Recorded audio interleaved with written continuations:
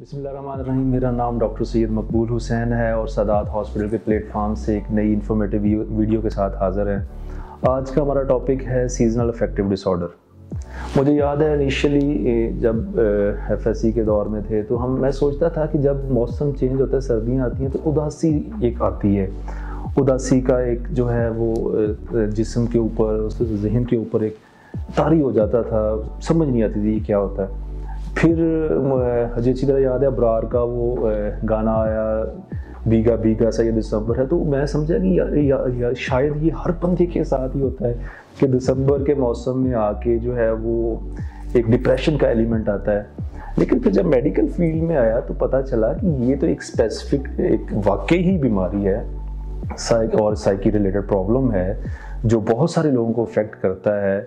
बाज़ लोगों के अंदर उसका जो है वो इस हद तक वो इफेक्ट होते हैं कि वो उनको मेडिसिन लेनी पड़ती है, उनको मेडिकल एडवाइस सीख करनी पड़ती है। कुछ लोगों के अंदर वो हल्का फुल्का रहता है। तो आज हम इसी टॉपिक पे बात करने जा रहे हैं कि मौसम जब सरमा आता है, इवन के मौसम गर्मियों के मौसम में भी, तो वो जो आपके ऊपर कैफियत आ रही होती है पेशानी की, डिप्रेशन की, वो क्या चीज़ है। तो इसको हम कहते हैं सीजनल अफेक्टिव डिसऑर्डर। बेसिकली इसकी दो कैटेगरीज हैं। एक है जो कि मौसम सरमा में आता है और एक जो है वो गर्मियों के मौसम में आता है। दो अलग अलग ये चीज़ें हैं। जो सर्दियों के मौसम में आता है इसको कहते हैं depressive disorder with seasonal pattern, ये भी कहते हैं विंटर ब्लूज भी कहते हैं, इसे विंटर डिप्रेशन भी कहते हैं। और जो गर्मियों में आता है उसको हम जो है वो समर डिप्रेशन भी कहते हैं। और ये एक ऐसी चीज़ है जो यूके के अंदर 4 to 6% ऑफ पॉपुलेशन को ये अफेक्ट करती है और यूएसए के अंदर इवन के 20% तक उन्होंने लिखा है कि केसेस तक ये चले जाते हैं जो अफेक्ट होते हैं। और इसमें फीमेल्स जो हैं और यंग फीमेल्स जो हैं वो ज़्यादा अफेक्ट होती हैं एज़ कम्पेयर टू मेल्स।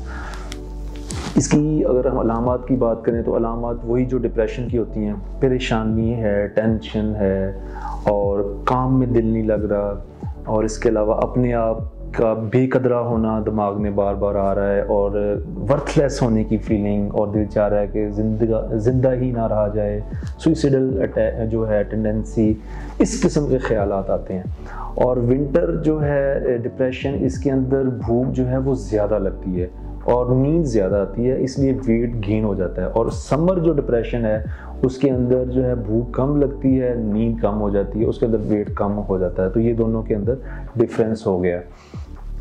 अगर इसकी बात करें हम कि इसकी कॉजेज़ क्या है, तो इसकी कॉजेज़ बेसिकली हमारा जो सर्केडियन रिदम है, जो हमारा दिमाग परसीव करता है पैटर्न चेंजेस को, रोशनी के तब्दीली को, उसकी वजह से ये मसले मसाइल आते हैं। इसके अलावा न्यूरोट्रांसमीटर्स हैं जिनका कुछ रोल है, सेरोटोनिन एक बड़ा अहम न्यूरोट्रांसमीटर है, उसका मसले मसाइल आते हैं। नॉरएपिनेफ्रिन है, मेलाटोनिन है, तो ये मुख्तलिफ न्यूरोट्रांसमीटर हैं जिनके ये खेल हैं, जिनकी वजह से ये मसले महसूस हो रहे होते हैं। अब बात ये हमने करनी है बेसिक कि इसको हमने ट्रीट कैसे करना है, इसको हमने कैसे जो है हैंडल करना है। तो सबसे पहला जो करने वाला काम है वो ये है कि अगर आपको ये चीज़ें महसूस हो रही हैं और आपको महसूस हो रहा है कि ये काफ़ी आपको रूटीन की लाइफ को डिस्टर्ब कर रही हैं, तो आपने डॉक्टर की एडवाइस लाजमी लेनी है।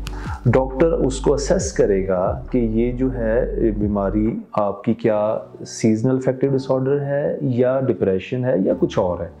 और फिर वो ये भी असेस करेगा कि आपको इसके लिए मेडिकेशंस की ज़रूरत है या इसके अलावा जो साइकोथेरेपी है या लाइट थेरेपी है उससे आप ठीक हो जाएंगे। तो आपने इसको हल्का नहीं लेना, आपने डॉक्टर के पास लाजमी जाना है और डॉक्टर से कंसल्ट लाजमी करना है। दूसरा जो करने वाला काम है वो ये है कि जैसे कि मौसम सरमा की आप पहले से तैयारी करते हैं तो आपने इसकी भी तैयारी करनी है। आपने मेंटली अपने आप को प्रिपेयर करना है कि जब फॉल के सीज़न के बाद ये मौसम चेंज होगा तो इसमें ये प्रॉब्लम्स आ सकते हैं। उसमें क्या करना है, आपने अपने जो मूड इन्हांसिंग एक्टिविटीज़ है उनको बढ़ाना है। ग्रुप चैट, ग्रुप में बैठें, दोस्तों के साथ गपशप करें, बाहर निकल जाएं, जो आउटिंग के लिए जाते हैं, क्लब ज्वाइन कर लेते हैं लोग, उधर कर लें, कम्युनिटी सेंटर्स हैं, अपनी हॉबीज़ जो आपको पसंदीदा है उसमें आपने पार्टिसिपेट करना है। यानी आपने पहले से अपने आप को इस चीज़ के लिए तैयार करना है और जो मूड इन्हांसिंग एक्टिविटीज़ है उसके अंदर आपने पार्टिसिपेट करना है। फिर इसके अंदर एक बहुत स्पेसिफिक चीज़ है, वो उसको हम कहते हैं लाइट थेरेपी। उसमें दो तरह से हो सकता है। एक तो ये है कि जब सूरज निकलता है तो सूरज की रोशनी में आप जो है वो बैठें थोड़ी देर के लिए, क्योंकि ये जो लाइट है ये जब आप उसको देखते हैं बार बार तो इससे ये मूड जो ये डिसऑर्डर है ये ठीक होता है। इसके अलावा लाइट बॉक्सेस मिल जाते हैं, आप लाइट बॉक्स के पास बैठ जाते हैं और 20 से 30 मिनट रोज़ाना लाइट बॉक्स, और इसमें भी बेहतर ये है कि सुबह अर्ली मॉर्निंग 20 से 30 मिनट आप लाइट बॉक्स के पास बैठें और वो लाइट बॉक्स से जो लाइट निकल रही होती है वो बेसिकली इस तरह का पैटर्न दे रही होती है कि जैसे सूरज की लाइट निकली होती है। तो सूरज की लाइट जो है वो इस डिसऑर्डर को ख़त्म करने में बड़ा अहम रोल अदा करती है। चौथी चीज़ जो है वो है डान सिमुलेटर्स। बेसिकली सुबह जब आप उठते हैं तो आपने क्लॉक लगाया होता है और वो रिंग करता है, उसमें आप हसल बसल में उठते हैं। तो स्पेशल डिज़ाइन ये सिमुलेटर मिल जाते हैं। इसमें क्या होता है कि जैसे आपके उठने का टाइम आता है तो इसमें वो रोशनी देना शुरू कर देता है और वो रोशनी बढ़ते बढ़ते इस हद तक बढ़ जाती है कि वो आपके कमरे को बिल्कुल रोशन कर देता है और ऐसा आपको इफेक्ट आता है जैसे सूरज की लाइट, सूरज निकला है। तो उससे ये डिसऑर्डर जो है उसको कम करने में बड़ी अहम मदद मिलती है, तो उसको भी यूज़ किया जा सकता है। फिर जो है वो एंटी डिप्रेसेंट्स हैं। एंटी डिप्रेसेंट्स का फैसला जो है वो आपने खुद नहीं करना, वो आपका डॉक्टर करेगा, और वो कौन सी एंटी डिप्रेसेंट देनी है इसका फैसला भी डॉक्टर करेगा। और बहरहाल आपके दिमाग में इतनी बात ज़रूर होनी चाहिए कि ये डिसऑर्डर इतना सीवियर भी हो सकता है कि आपको एंटी डिप्रेसेंट मेडिसिन लेने की ज़रूरत पड़ सकती है। जैसे मैंने बताया था ना, लाइट बॉक्स आपने एक्सपोजर करना है। इसी तरह अरोमा थेरेपी का बड़ा रोल है कि जो नेचुरल ऑयल के फ्यूम्स हैं उनसे थेरेपी वो स्पेसिफिक सेंटर में होगी। यहाँ पे मेरे इल्म में तो बहरहाल नहीं है, लेकिन इस्लामाबाद टाइप बड़े शहरों के अंदर ये बहरहाल है कि आप उसमें अरोमा थेरेपी जो है वो करते हैं। उससे भी इसको ख़त्म करने में, इसको कम करने में बड़ी अहम मदद मिलती है। फिर इसमें बड़ी अहम ट्रिक ये है कि आपका जो शेड्यूल है आपने उसको स्टिक करना है। मैं इसकी मिसाल देता हूँ कि फ़र्ज़ करें आपको प्रॉपर रात को नींद नहीं आ रही, तो आपने ये कोशिश करनी है कि अगर नींद नहीं भी आई तो आपने सुबह जो उठने का अपना शेड्यूल बनाया आप उस वक्त उठ जाएं और उठ के अपने काम में मशगूल हो जाएं। रात को नींद नहीं भी आई तब भी उठ जाएं, लेट तक ना सोएं। उससे क्या होगा कि अगले दिन जो है वो नींद जल्दी थोड़ा सा आ जाएगी। जब फिर और कम आप नींद देंगे तो आपका शेड्यूल रीसेट हो वैसे सही हो जाएगा। और अगर आप उस शेड्यूल को फॉलो नहीं करेंगे तो ये जो डिसऑर्डर है ये मज़ीद ख़राब तर होता जाता है। बड़ा अहम रोल एक्सरसाइज का है। आपने एक्सरसाइज जो है वैसे भी हेल्दी रहने के लिए एक्सरसाइज का बड़ा अहम रोल है, और इस सैड को कम करने के लिए भी एक्सरसाइज का बड़ा अहम रोल है। अर्ली मॉर्निंग एक्सरसाइजेस करें, आप जिम ज्वाइन किया हुआ है तो उसमें जाएं, पार्टिसिपेट करें।